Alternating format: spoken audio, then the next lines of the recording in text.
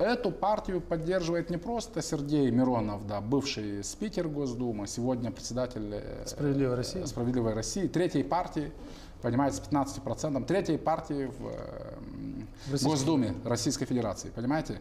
То есть это человек близкий к Путину, это человек, который, как вам сказать, представляет социалистическое крыло в парламенте, но здесь поддерживает господин Нарышкин, бывший, да, глава администрации президента Путина, а сегодня это спикер Госдумы. То есть второе, третье лицо в государстве, ближайший соратник господин Путина, Нарышкин который говорит, пытался моделировать. но я вам скажу только одну фразу, чтобы закончить. Он заявил очень четко: партия социалистов — это стратегический партнер Российской Федерации. Не коммунисты, не там, я не знаю, кто еще, да, а партия социалистов, стратегический партнер. А откуда мы получаем ежегодно 1 300 000 000? Я повторяю, 1 300 000 000 долларов от гастарбайтеров. Откуда? Из России. То есть это в 6 раз больше, чем прямые иностранные инвестиции, которые у нас приходят ежегодно. Это больше, за 5 лет это больше, чем все те гранты, кредит, которые нам дал ЕС. Понимаете? Когда спрашивают, вот, говорят, ЕС дает деньги, дает грант, кредит, не просит ничего взамен. Это не так.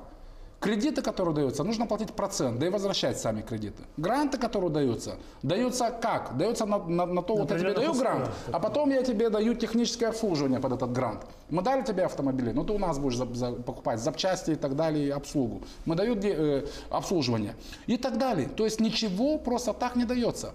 Поэтому заканчивая, да, учитывая, что в стране огромный экономический кризис, учитывая, что 700 000 гастарбайтеров наших в России могут потерять работу, учитывая, что Россия остается рынком, основным рынком сбыта нашей сельхоз и промышленной продукции, учитывая, что там энергоносители, от которых мы зависим, и цена на них зависит, понимаете, тоже от Российской Федерации и от тех сил, которые придут к власти, учитывая то, что сегодня Россия является стратегическим партнером и что Россия поддерживает именно эту партию, я посчитал нужным поддержать эту партию. Почему? Потому что если они придут к власти, с помощью Российской Федерации мы сможем действительно не то что открыть рынки, понимаете? Ведь в России сейчас эмбарго. Россия сама ввела эмбарго на всю продукцию из Европы. Вы понимаете, какой это рынок?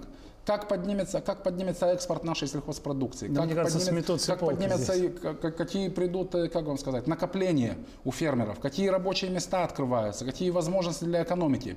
Это просто, ну, мне кажется, это фантастичным. И сегодня у Российской Федерации нет партнеров. Коммунисты кидали, к сожалению. Другие тоже, как только приходили к власти, да, сразу же благополучно забывали о своих обещаниях. И сегодня вот у России единственный партнер — это партия социалистов.